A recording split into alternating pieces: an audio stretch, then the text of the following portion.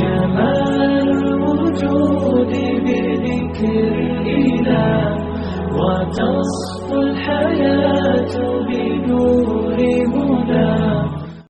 مولانا جیسا کہ آپ کو معلوم ہے کہ یہ 2024 گزر رہا ہے، بلکہ یہ کہہ لیجئے کہ ہماری زندگی کی ایک اینٹ گر گئی اور 2025 آنے والا ہے.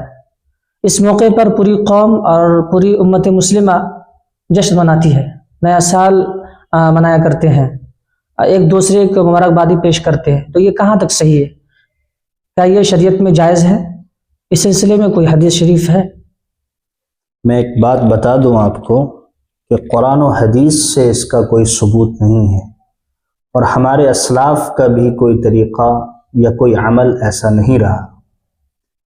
جہاں تک حدیث کا ذکر ہے، اس کے متعلق ہمارے آقا محمد صلی اللہ علیہ وسلم کا ارشاد ہے، من تشبہ بقوم فہو منہم، کہ جو قوم جس کی مشابہت اختیار کرتی ہے وہ انہی میں سے ہے. تو قرآن و حدیث اور اسلاف اس کے بارے میں خاموش ہے، اور یہ کوئی ایسا عمل نہیں ہے جو اسلام میں اس کا ثبوت ہو. یہ غیروں کا طریقہ ہے، عیسائیوں اور یہودیوں کا طریقہ ہے. دوسرا سوال یہ ہے کہ ہم مسلمانوں کو بلکہ پوری امت مسلمہ کو نیا سال کیسے منانا چاہیے؟ کیا طریقہ اپنانا چاہیے؟ الحمدللہ ہم لوگ مسلمان ہیں. ہمیں عیسائیوں، یہودیوں، سیکولر اور لادینی لوگوں کی طرز پر آتش بازی، شور و شغف، ناچ گانے، پٹاخے اور فائرنگ اور دیگر اللہ تبارک و تعالیٰ کے ناراض کرنے والے اعمال نہیں کرنا چاہیے.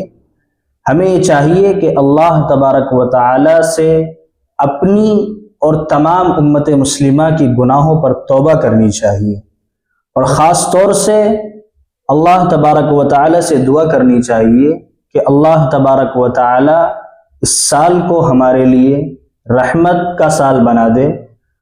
اور ہمیں دعا کرنی چاہیے کہ 2025 میں اللہ تبارک و تعالیٰ مسلمانوں اور اسلام کی سربلندی کا سال بنا دے، اور 2024 میں جو ناگفتگی حالات غزہ اور فلسطین اور دیگر خطوں میں دیکھنے کو ملے، اللہ تبارک و تعالیٰ ان سے ہماری حفاظت فرمائے اور 2025 کو ہمارے لیے امن و امان والا سال بنا دے.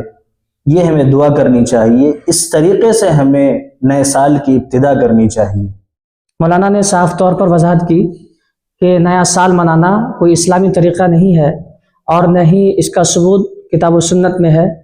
اسی طرح نہ ہی کسی اسلاف کا طریقہ رہا ہے، نہ ہی سلف صالحین کا اس پر عمل رہا ہے. اس لیے ہمیں چاہیے کہ ہم نیا سال ہرگز نہ منائیں، بلکہ اپنا محاسبہ کریں کہ آپ نے پوری زندگی کیسے گزاری، کیا پایا اور کیا کھویا، آپ نے آخرت کے لیے کیا جمع کیا.